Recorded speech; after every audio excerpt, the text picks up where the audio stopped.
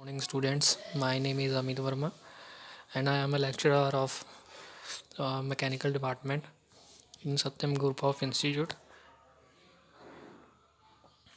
जो new chapter आप start किया है वो है new chapter third chapter workshop technology one का वो है पैटर्न मेकिंग। सो पैटर्न मेकिंग की होंदी की है उसके बारे अज आप इंट्रोडक्शन करांगे कि क्यों आप पैटर्न मेकिंग मीनस कि ये काला प्रोसैस है। ये जो आप न्यू चैप्टर स्टार्ट किया है ये आप मैਨੂਫੈਕਚਰਿੰਗ ਦਾ स्टार्टिंग पॉइंट है कि आप कोई भी पार्ट ਨੂੰ मैਨੂਫੈਕਚਰ करना है क्यों कितना करना है। ठीक है, उसका जो फस्ट मैथड है वो है पैटर्न मेकिंग। सो पैटर्न मेकिंग के बारे अज गल करनी है। पैटर्न मेकिंग की होंगी है। पैटर्न मेकिंग सब तो पहले तुहानूं दस दईए कि पैटर्न मेकिंग है की चीज़ है।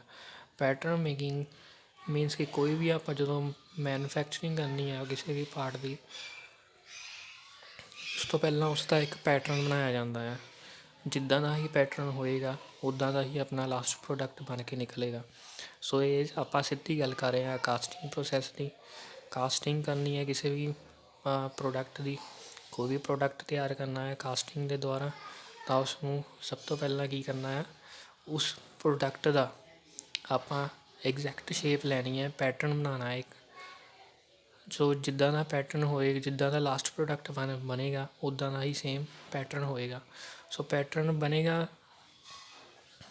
सो पैटर्न क्यों बनाया जाता है क्योंकि आपां जो लास्ट प्रोडक्ट की डिज़ायर शेप चाहिए है उदा का ही आप पैटर्न रेडी करते हैं उसनों बनाने।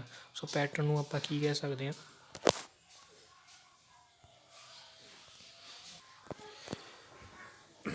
पैटर्न आप की कह सकते हैं पैटर्न आप कैविटी भी कहते हैं जिसदी आप मोल्डिड जो जो मैल्टिड जो मैटल होंदा उसनों आप पोर करते हैं उसनों आप उसके सिटते हैं। सो पैटर्न के बारे आप अज पढ़ते हैं। A pattern is a mould forming tool in and hand in foundry man. So pattern एक मोल्ड की तरह होंदा है। पैटर्न एक प्रोटोटाइप होंदा है।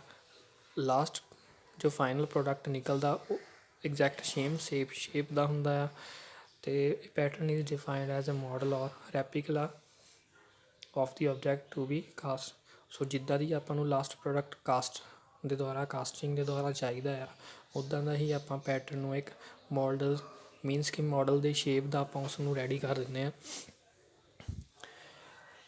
ए pattern exactly resemble the casting to be made exact except for the various allowance. So pattern जो ready किया जाता है सो उसके एक खास चीज़ का ध्यान रखा जाता कि उसनों जो फाइनल प्रोडक्ट की जो डायमेंशन है उस डायमेंशन का थोड़ा जहा लार्ज रखा जाता है। If one object has to be cast then also pattern is required. जेकर आपको कोई भी एक ऑब्जैक्ट कास्ट करना हो तो उसका एग्जैक्ट शेप का पैटर्न भी आपको बहुत बनाना जरूरी है। नैक्सट है फंक्शनस ऑफ पैटर्न। की फंक्शन है पैटर्नस के पैटर्न के जो बनाने के की function to prepare a mould cavity of appropriate to prepare a mold cavity of appropriate shape and size for the purpose of making a cast। की function है पैटर्न दे कि मोल्ड ਨੂੰ ਤਿਆਰ करना कैविटी नहीं बनाना उसदे विच एक खालीपन तैयार कर देना एक कैविटी तैयार कर देनी मोल्ड ने। सो मोल्ड का यही फंक्शन होंदा है जो size and shape final product का होंदा है। सो वही शेप आप जी साइज़ है साइज़ एंड शेप की जो कैविटी बना के रख देनी है sand they which to minimise casting defects. So casting defects minimise करने के लिए आप पैटर्न का बनाना जरूरी है। नैक्सट है पैटर्न मटीरियल्स। जो पैटर्न के मटीरियल्स किहड़े होंगे फस्ट होंदा है वुड, सैकेंड होंदा है मैटल्स, थर्ड होंदा है प्लास्टिक, नैक्सट होंदा है प्लास्टर एंड लास्ट होंदी है वैक्स। सो अलग अलग परपज़ के वास्ते किदां दी आपां नूं कास्टिंग चाहिए है। ठीक है, सो उहदे हिसाब नाल आपां जो है पैटर्न के मटीरियल्स नूं चूज़ करते हैं। पैटर्न अलाउंस ਪੈਟਰਨ ਅਲਾਇੰਸ ਕੀ ਹੁੰਦੀ ਹੈ? ਸਭ ਤੋਂ ਪਹਿਲਾਂ ਤੁਹਾਨੂੰ ਅਲਾਇੰਸ ਦੱਸ ਦਈਏ। ਅਲਾਇੰਸ ਕੀ ਹੁੰਦੀ ਹੈ? ਅਲਾਇੰਸ ਹੁੰਦੀ ਹੈ ਕਿ ਜੋ ਆਪਣਾ ਦੋ ਪ੍ਰੋਡਕਟਸ ਦੇ ਵਿੱਚ ਜੋ ਡਾਇਮੈਂਸ਼ਨ ਦਾ ਡਿਫਰੈਂਸ ਰਹਿ ਜਾਂਦਾ ਆ, ਉਹਨੂੰ ਅਲਾਇੰਸ ਕਹਿੰਦੇ ਆ। ਫੋਰ ਐਗਜ਼ਾਮਪਲ, ਆਪਾਂ ਇੱਕ ਹੋਲ ਤਿਆਰ ਕੀਤਾ ਆ, ਠੀਕ ਹੈ, ਅਤੇ ਆਪਾਂ ਇੱਕ ਸ਼ਾਫਟ ਤਿਆਰ ਕੀਤੀ ਹੈ। ਜੋ ਹੋਲ ਦੀ ਡਾਇਮੈਂਸ਼ਨ ਹੈ ਉਹ ਹੈਗੀ ਆ 24 mm ਐਂਡ ਜੋ ਸ਼ਾਫਟ ਦੀ ਡਾਇਮੈਂਸ਼ਨ ਹੈ ਉਹ ਹੈਗੀ ਆ 23.5 mm। ਸੋ ਇਹਨਾਂ ਨੂੰ ਜਦੋਂ ਆਪਾਂ ਮਾਈਨਸ ਕਰਾਂਗੇ 24 ਤੋਂ ਆਪਾਂ 23.5 ਮਾਈਨਸ ਕਰਾਂਗੇ ਤਾਂ ਆਪਣੇ ਕੋਲ ਜੋ ਡਾਇਮੈਂਸ਼ਨ ਬਚ ਜਾਏਗੀ ਉਹ ਬਚੇਗੀ 0.5 mm। ਸੋ ਜੋ ਦੋਨਾਂ ਦੇ ਜੋ ਡਾਇਮੈਂਸ਼ਨ ਦਾ ਜੋ ਫ਼ਰਕ ਹੈ, ਠੀਕ ਹੈ, ਉਸ ਨੂੰ ਆਪਾਂ ਅਲਾਇੰਸ ਕਹਿੰਦੇ ਹਾਂ। ਸੋ ਅਲਾਇੰਸ ਕਿਉਂ ਰੱਖੀ ਜਾਂਦੀ ਹੈ? ਕਿਉਂਕਿ ਦੋ ਪਾਰਟਸ ਆਪਸ 'ਚ ਈਜ਼ੀਲੀ ਫਿੱਟ ਹੋ ਜਾਣ। ਜੇਕਰ ਆਪਾਂ ਹੋਲ ਦਾ ਜੋ ਡਾਇਆਮੀਟਰ ਹੈ ਐਂਡ ਜੋ ਸ਼ਾਫਟ ਦਾ ਡਾਇਆਮੀਟਰ ਹੈ ਉਹ ਦੋਨੋਂ ਸੇਮ ਰੱਖਾਂਗੇ ਤਾਂ ਸ਼ਾਫਟ ਹੋਲ ਦੇ ਵਿੱਚ ਕਦੇ ਵੀ ਜਾਏਗੀ ਹੀ ਨਹੀਂ। ਇਸੇ ਕਰਕੇ ਆਪਾਂ ਕੀ ਕਰਦੇ ਹਾਂ, ਅਲਾਇੰਸ ਰੱਖਦੇ ਹਾਂ। ਸ਼ਾਫਟ ਹੋਲ ਦਾ ਡਾਇਆਮੀਟਰ ਜ਼ਿਆਦਾ ਰੱਖਦੇ ਹਾਂ 24 mm and shaft the diameter ਘੱਟ ਰੱਖਦੇ ਹਾਂ 23.5 mm। ਸੋ ਦੋਨਾਂ ਦੇ ਵਿੱਚ ਜੋ ਡਿਫਰੈਂਸ ਆਉਂਦਾ ਹੈ ਡਾਇਮੈਂਸ਼ਨ ਦੇ ਵਿੱਚ, ਸੋ ਉਸ ਨੂੰ ਕੀ ਕਹਿੰਦੇ ਆ, ਅਲਾਇੰਸ। ਇੱਦਾਂ ਹੀ ਪੈਟਰਨ ਦਾ ਅਲਾਇੰਸ ਰੱਖਿਆ ਜਾਂਦਾ ਆ। ਕਿਉਂ ਰੱਖਿਆ ਜਾਂਦਾ ਹੈ? ਕਿਉਂਕਿ ਆਪਾਂ ਐਗਜ਼ੈਕਟ ਜੋ ਪ੍ਰੋਡਕਟ ਦੇ ਵਿੱਚ ਪੈਟਰਨ ਅਲਾਇੰਸ ਕੀ ਹੁੰਦਾ ਹੈ? ਕਿਉਂਕਿ ਜਦੋਂ ਆਪਾਂ ਕਾਸਟਿੰਗ ਕਰਦੇ ਹਾਂ, ਜਦੋਂ ਆਪਾਂ ਕੋਈ ਵੀ ਪ੍ਰੋਡਕਟ ਰੈਡੀ ਕਰਦੇ ਹਾਂ, ਉਸ ਦੇ ਵਿੱਚ ਕੋਈ ਨਾ ਕੋਈ ਵੇਰੀਏਸ਼ਨ ਆਉਂਦੀ ਹੀ ਆਉਂਦੀ ਹੈ। ਕਿਉਂਕਿ ਇੱਦਾਂ ਦਾ ਪੋਸੀਬਲ ਨਹੀਂ ਹੈਗਾ ਕਿ ਜੋ ਆਪਾਂ ਡਾਇਮੈਂਸ਼ਨ ਦਿੱਤੀ ਹੈ ਸਿਰਫ ਉਸੇ ਹੀ ਸ਼ੇਪ ਦਾ ਐਗਜ਼ੈਕਟ ਡਾਇਮੈਂਸ਼ਨ ਦਾ ਪਾਰਟ 'ਤੇ ਰੈਡੀ ਹੋ ਸਕੇ। ਉਸ ਦੇ ਵਿੱਚ ਕੋਈ ਨਾ ਕੋਈ ਫ਼ਰਕ ਰਹਿ ਹੀ ਜਾਂਦਾ ਹੈ। ਸੋ ਪੈਟਰਨ ਅਲਾਇੰਸ ਦੇ ਵਿੱਚ ਆਪਾਂ ਐਗਜ਼ੈਕਟ ਪਾਰਟ ਦੇ ਜੋ ਡਾਇਮੈਂਸ਼ਨ ਹੈ ਉਸ ਤੋਂ ਥੋੜ੍ਹਾ ਜਿਹਾ ਲਾਰਜ ਰੱਖਦੇ ਹਾਂ। ਕਿਉਂ ਰੱਖਦੇ ਹਾਂ? ਕਿਉਂਕਿ ਫੋਰ ਐਗਜ਼ਾਮਪਲ, ਆਪਾਂ ਕੋਈ ਵੀ ਪਾਰਟ ਆਪਾਂ ਸ਼ਾਫਟ ਨੂੰ ਤਿਆਰ ਕਰਨ ਜਾ ਰਹੇ ਹਾਂ। ਸ਼ਾਫਟ ਦਾ ਜੋ ਡਾਇਮੈਂਸ਼ਨ ਹੈ, ਐਕਚੁਅਲ ਡਾਇਮੈਂਸ਼ਨ ਹੈ, ਉਹ ਹੈਗਾ ਆ 30 mm। ਆਪਾਂ ਕੀ ਕਰਨੀ ਆ, ਆਪਾਂ ਪੈਟਰਨ ਦਾ ਅਲਾਇੰਸ ਕੀ ਕਰਨਾ ਆ, ਆਪਾਂ ਪੈਟਰਨ ਜੋ ਬਣਾਉਣਾ ਹੈ ਸ਼ਾਫਟ ਦਾ ਉਹ ਬਣਾਉਣਾ ਹੈ 32 mm ਦਾ, ਠੀਕ ਹੈ, ਜਾਂ ਫਿਰ 34 mm ਦਾ ਬਣਾਵਾਂਗੇ ਉਹਦਾ ਡਾਇਆਮੀਟਰ, ਠੀਕ ਹੈ। 34 mm ਦਾ ਪੈਟਰਨ ਅਲਾਇੰਸ ਤਾਂ ਬਣਾਵਾਂਗੇ ਉਸ ਦੇ ਵਿੱਚ, ਕਿਉਂਕਿ ਸਭ ਤੋਂ ਪਹਿਲਾਂ ਤਾਂ ਕੀ ਹੋ ਸਕਦਾ ਆ, ਸ਼ਰਿੰਕੇਜ ਐਂਡ ਕੰਟਰੈਕਸ਼ਨ ਅਲਾਇੰਸ।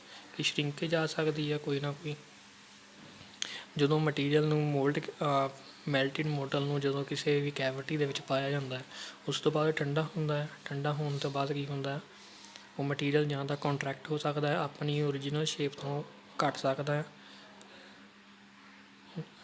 ਠੀਕ ਹੈ। ਕਿਉਂਕਿ ਠੰਡਾ ਹੋਣ ਤੋਂ ਬਾਅਦ ਕੀ ਹੁੰਦਾ ਹੈ, ਮਟੀਰੀਅਲ ਇਕੱਠਾ ਹੋਣਾ ਸ਼ੁਰੂ ਕਰ ਦਿੰਦਾ, ਉਹਦੇ ਮੋਲੀਕੂਲਰ ਸਟਰਕਚਰ ਇਕੱਠਾ ਹੋ ਜਾਂਦਾ, ਜਿਸ ਦੇ ਨਾਲ ਉਹਦੇ ਵਿੱਚ ਜੋ ਸਾਈਜ਼ ਦਾ ਡਿਫਰੈਂਸ ਹੈ ਉਹ ਆ ਜਾਂਦਾ ਹੈ। ਸੋ ਇਸੇ ਕਰਕੇ ਉਹਦਾ ਜੋ ਹੈ ਸ਼ਾਫਟ ਦਾ ਡਾਇਮੈਂਸ਼ਨ ਆਪਾਂ ਜ਼ਿਆਦਾ ਰੱਖਾਂਗੇ, 34 mm ਰੱਖਾਂਗੇ। ਨੈਕਸਟ ਹੈ ਮਸ਼ੀਨਿੰਗ ਅਲਾਇੰਸ। ਮਸ਼ੀਨਿੰਗ ਅਲਾਇੰਸ ਕਿਉਂ ਰੱਖਦੇ ਹਾਂ ਪੈਟਰਨ ਦੀ? ਕਿਉਂਕਿ ਆਪਾਂ ਜਦੋਂ ਸ਼ਾਫਟ ਦਾ ਜੋ ਡਾਇਆਮੀਟਰ ਹੈ ਉਹ ਐਗਜ਼ੈਕਟ ਕਿੰਨਾ ਹੈ ਡਰਾਇੰਗ ਦੇ ਵਿੱਚ 30 mm ਹੈ, ਆਪਾਂ ਕੀ ਰੱਖਦਾ 34 mm ਰੱਖਿਆ, ਸ਼ਰਿੰਕ ਹੋ ਕੇ ਕਿੰਨਾ ਹੋ ਗਿਆ 33.8 ਸਮਥਿੰਗ mm ਹੋ ਗਿਆ। ਤਾਂ ਉਸ ਤੋਂ ਬਾਅਦ ਆਪਾਂ ਮਸ਼ੀਨਿੰਗ ਵੀ ਕਰਨੀ ਹੈ, ਉਹਨੂੰ ਫਾਈਨਲ ਪ੍ਰੋਡਕਟ ਵੀ ਬਣਾਉਣਾ, ਫਿਨਿਸ਼ਿੰਗ ਵੀ ਕਰਨੀ ਹੈ। ਸੋ ਮਸ਼ੀਨਿੰਗ ਕਰਨ ਦੇ ਲਈ ਆਪਾਂ ਨੂੰ ਐਕਸਟਰਾ ਮਟੀਰੀਅਲ ਉੱਪਰ ਹੋਣਾ ਹੀ ਹੋਣਾ ਜ਼ਰੂਰੀ ਹੈ। ਜੇਕਰ ਐਗਜ਼ੈਕਟ ਆਪਾਂ 30 mm ਦਾ ਸ਼ਾਫਟ ਤਿਆਰ ਰੈਡੀ ਕਰ ਦਿੰਦੇ ਹਾਂ ਕਾਸਟਿੰਗ ਦੇ ਦੁਆਰਾ, ਤਾਂ ਉਸ ਨੂੰ ਮਸ਼ੀਨਿੰਗ ਕਰਾਂਗੇ, ਉਸ ਦੇ ਵਿੱਚੋਂ ਕੋਈ ਨਾ ਕੋਈ ਕੀ ਹੋਏਗਾ, ਮਟੀਰੀਅਲ ਰਿਮੂਵ ਹੋਏਗਾ। ਮਟੀਰੀਅਲ ਰਿਮੂਵ ਦੇ ਨਾਲ ਉਸਦੀ ਜੋ ਡਾਇਮੈਂਸ਼ਨ ਹੈ ਉਹ ਘੱਟ ਜਾਏਗੀ, ਜਾਂ ਫਿਰ ਉਹ 28 mm ਵੀ ਹੋ ਸਕਦੀ ਹੈ। ਸੋ ਇਸ ਦੇ ਨਾਲ ਕੀ ਹੋਏਗਾ, ਆਪਾਂ ਨੂੰ ਬਹੁਤ ਲੋਸ ਹੋਏਗਾ। ਇਸੇ ਕਰਕੇ ਕੀ ਕਰਦੇ ਹਾਂ, ਆਪਾਂ ਮਸ਼ੀਨਿੰਗ ਅਲਾਇੰਸ ਰੱਖਦੇ ਹਾਂ। ਆਪਾਂ ਐਗਜ਼ੈਕਟ ਡਾਇਮੈਂਸ਼ਨ ਤੋਂ ਥੋੜ੍ਹਾ ਜਿਹਾ ਜ਼ਿਆਦਾ ਰੱਖਦੇ ਹਾਂ ਤਾਂ ਜੋ ਆਪਾਂ ਉਸ ਦੇ ਉੱਪਰ ਮਸ਼ੀਨਿੰਗ ਕਰ ਸਕੀਏ। ਨੈਕਸਟ ਹੈ ਡਰਾਫਟ ਅਲਾਇੰਸ। ਡਰਾਫਟ ਅਲਾਇੰਸ ਕੀ ਆ, ਆਪਾਂ ਇੱਕ ਟੇਪਰ ਸ਼ੇਪ ਰੱਖਦੇ ਹਾਂ ਕਿਸੇ ਵੀ ਪੈਟਰਨ ਦੇ ਉੱਪਰ। ਟੇਪਰ ਸ਼ੇਪ ਇਸੇ ਕਰਕੇ ਰੱਖਦੇ ਹਾਂ ਤਾਂ ਜੋ ਫਾਈਨਲ ਪ੍ਰੋਡਕਟ ਹੈ ਉਹ ਈਜ਼ੀਲੀ ਸੈਂਡ ਵਿੱਚੋਂ ਬਾਹਰ ਈਜ਼ੀਲੀ ਆ ਸਕੇ। ਸੋ ਉਸ ਨੂੰ ਕਹਿੰਦੇ ਹੈ ਡਰਾਫਟ ਅਲਾਇੰਸ। ਤਾਂ ਜੋ ਡਰਾਫਟ ਅਲਾਇੰਸ ਹੈ ਰੱਖਿਆ ਹੋਇਆ, ਜਾਂ ਉਸ ਨੂੰ ਟੇਪਰ ਅਲਾਇੰਸ ਵੀ ਕਹਿੰਦੇ ਆ, ਜਾਂ ਉਹ ਟੇਪਰ ਪਾਰਟ ਹੈ ਉਸ ਨੂੰ ਦੁਬਾਰਾ ਮਸ਼ੀਨਿੰਗ ਕਰਨ ਤੋਂ ਬਾਅਦ ਉਸ ਨੂੰ ਐਗਜ਼ੈਕਟ ਸ਼ੇਪ ਦੇ ਵਿੱਚ ਲਿਆਇਆ ਜਾ ਸਕੇ। ਨੈਕਸਟ ਹੈ ਡਿਸਟੋਰਸ਼ਨ ਅਲਾਇੰਸ। ਡਿਸਟੋਰਸ਼ਨ ਅਲਾਇੰਸ ਕਿਸੇ ਪਾਰਟ ਦੇ ਵਿੱਚ ਹੋ ਸਕਦੀ ਹੈ ਜਾਂ ਜੋ ਬਹੁਤ ਹਲਕਾ ਆਪਾਂ ਕਾਸਟਿੰਗ ਕਰਨ ਜਾ ਰਹੇ ਹਾਂ, ਜਿਸ ਦੀ ਜੋ ਮੋਟਾਈ ਹੈ, ਜੋ ਡਾਇਆਮੀਟਰ ਹੈ ਉਸਦਾ, ਲਾ ਲਓ ਸ਼ਾਫਟ ਦਾ ਤੁਸੀਂ 5 mm ਰੱਖਣ ਜਾ ਰਹੇ ਹਾਂ, ਉਸ ਦੇ ਵਿੱਚ ਕੁਛ ਨਾ ਕੋਈ ਪ੍ਰੋਬਲਮ ਆ ਸਕਦੀ ਹੈ। ਠੀਕ ਹੈ, ਪੈਟਰਨ ਆਪਣੀ ਜਗ੍ਹਾ ਤੋਂ, ਜੋ ਲਾਸਟ ਪ੍ਰੋਡਕਟ ਹੈ ਆਪਣੀ ਜਗ੍ਹਾ ਤੋਂ ਹਿੱਲ ਕੇ ਉਹ ਹੋਰ ਕੋਈ ਪੋਜੀਸ਼ਨ ਜਾਂ ਕੰਟਰੈਕਟ ਹੋ ਸਕਦਾ ਆ, ਸ਼ਿੰਕ ਹੋ ਸਕਦਾ। ਉਸ ਨੂੰ ਸਹੀ ਕਰਨ ਦੇ ਵਾਸਤੇ ਆਪਾਂ ਡਿਸਟੋਰਸ਼ਨ ਅਲਾਇੰਸ ਲਗਾਉਂਦੇ ਹਾਂ, ਜਿਸ ਦੇ ਨਾਲ ਆਪਾਂ ਉਸ ਨੂੰ ਇੱਕ ਐਗਜ਼ੈਕਟ ਸ਼ੇਪ ਦੇ ਵਿੱਚ ਦੁਬਾਰਾ ਲਿਆ ਸਕਦੇ ਹਾਂ। ਸੋ ਇਹ ਤਾਂ ਹੈ ਪੈਟਰਨ ਅਲਾਇੰਸ। ਸੋ ਸਾਰਾ ਦਾ ਸਾਰਾ ਅੱਜ ਪੈਟਰਨ ਦੇ ਬਾਰੇ ਗੱਲ ਕੀਤੀ ਹੈ। ਠੀਕ ਹੈ, ਥੈਂਕਸ।